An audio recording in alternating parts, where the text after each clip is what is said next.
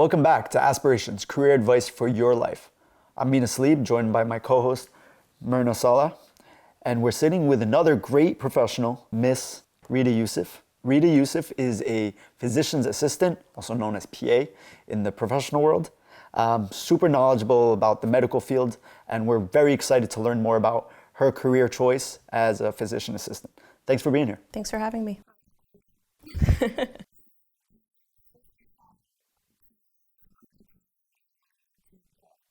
I knew I wanted to be a PA because my brother is also a PA. So when he was starting his schooling, I saw that it was 4 years of schooling. We both did a bachelor's program, which is not really happening anymore for PAs. It's a master's program now.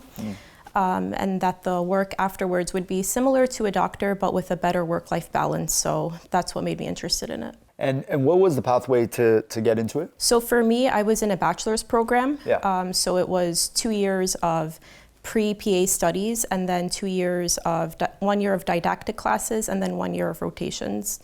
For now, PAs require a master's degree. So after they finish their bachelor's in a science field, they apply to PA school and they do that 1 year of didactic classes and 1 year of rotations. So it's a 2-year master's? Yes. Okay, cool. Yes.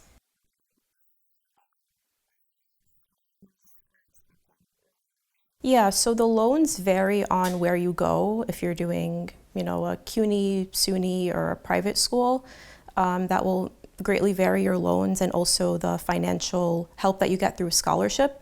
I think the usual range of what I've been hearing from my experience and the PAs that I know is about 100,000 in loans. Oh, that's actually really reasonable.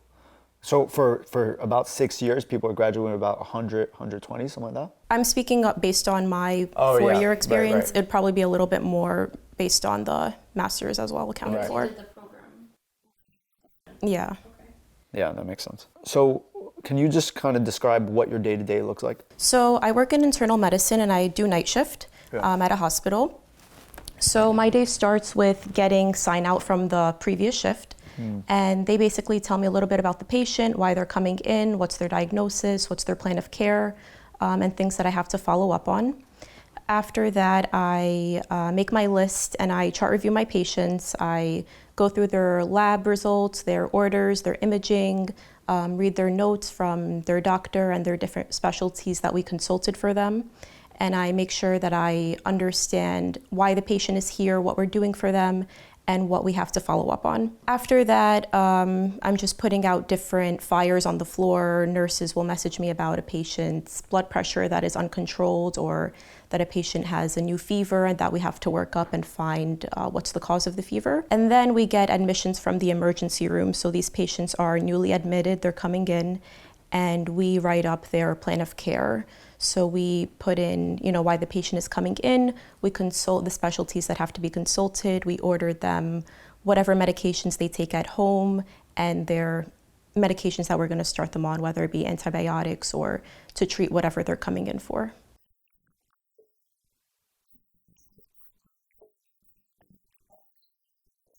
Okay, so I work 3 days a week and they're usually consecutive shifts, one after the next. The shifts are 12 and a half hours. Nice. But for PAs, it could vary. You could work a Monday through Friday, 9 to 5, but hospital settings, it's usually 3 shifts, 12 hours. That's cool. That sounds like, it's cool because it sounds like you can have like some sort of a work-life balance, right? Yep. Yeah, that's pretty good. And the last person we talked to said they have no work-life balance, basically. Can you tell us, do you think that you have to be passionate about your job, career, whatever you want to say, or does it kind of like clock in and out, no problem, I don't really need to care that much about this? Yeah, I would say you definitely have to have a little bit of passion about the field of medicine, because a lot of the times in medicine, it's very demanding.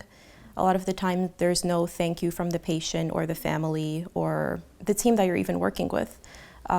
So you have to have some sort of passion for it. I will say that I don't have an extreme amount of passion for my job every day, especially when I had a very tough shift and, the patient didn't make it or the patient was very unhappy with their care, even though we're doing everything they can, or the family is taking out all of their anger and frustration on us. or there is a different specialty that's giving us, pushback on a consult that is appropriate or taking their frustration out on us.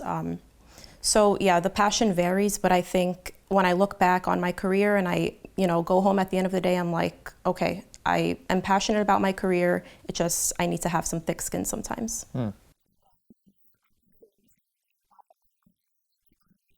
Yeah, exactly. Yeah, so in New York, there's definitely a demand. PAs and nurse practitioners are sort of still up and coming compared to, residents and doctors in the field of medicine. A lot of the people still don't fully understand what's the role of a PA or a nurse practitioner, these kind of mid-level providers that are not, like completely independent providers like a doctor. Right. There are some differences between PA nurse practitioners, but they are cost effective. The schooling is less than a full doctor, so it is an up and coming field. Right. There is a demand. Yeah, it makes a lot of sense. It feels like a really great middle ground, honestly, right? Like Yeah. doctors, we heard that you can be in school for like 15 years post college, and then, nurses, I believe it's like a 2-year program. So like feels like a great middle ground. So props to you.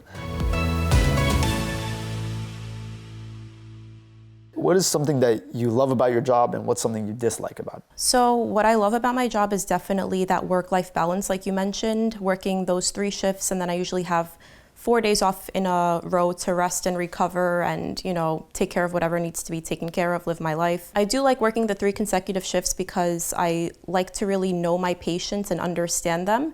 So I feel like those 12-hour shifts, although they can be very long sometimes and I just can't wait to go home and sleep, I feel like it helps me to fully understand why my patient is there and get to know the story a little bit better. What I dislike about my job, I would say for the field of PAs, I wish that more people understood what a PA was, and whether it be the patient or, people in the medical field, like the nurse or the doctor. I feel like sometimes we're confused for a nurse or we're confused for the, the attending physician. Right. But we really focus on the team aspect. So I think that's something that I would say I'd like to be improved. That's really insightful.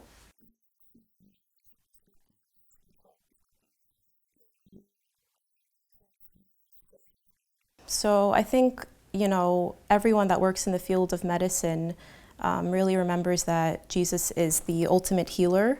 And, through all his miracles that he did, healing people, I think that's really what I remember. And I try to emulate through my, small work, in my small role in my patient's care.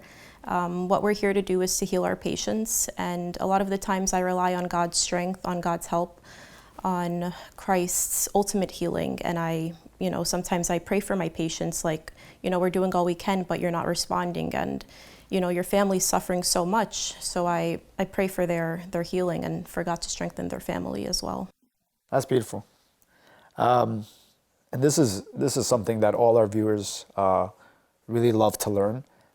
It's not spiritual. It's actually probably maybe the opposite. But what is an expected salary for a PA on average in New York and whatever, national, whatever you want to? Okay, like a starting salary? Yeah, starting salary. I would say starting salary is probably going to be around 110 to 120,000 a year, and obviously that'll depend on the shift work you're doing, the specialty. But Right. I would say that's a good starting salary. And for what's the 2023. upper bound? Like, where can somebody go? Like, they progress, they do it for 5, 10 years, 20 years. Where can they end up? So that depends on your specialty as well. And also, PAs can also do administrative work, like being the chief of the medicine PAs, or doing administrative and not really centered on patient care. Right. So honestly, I wouldn't say I know how much you can cap at as a PA. Well, I hope there's no cap. Yeah, You just I keep hope so flying. too. I hope you keep flying. Oh, I'm good. This is great. Thank you. Yeah, and we'll see you on the next episode of Career Aspirations.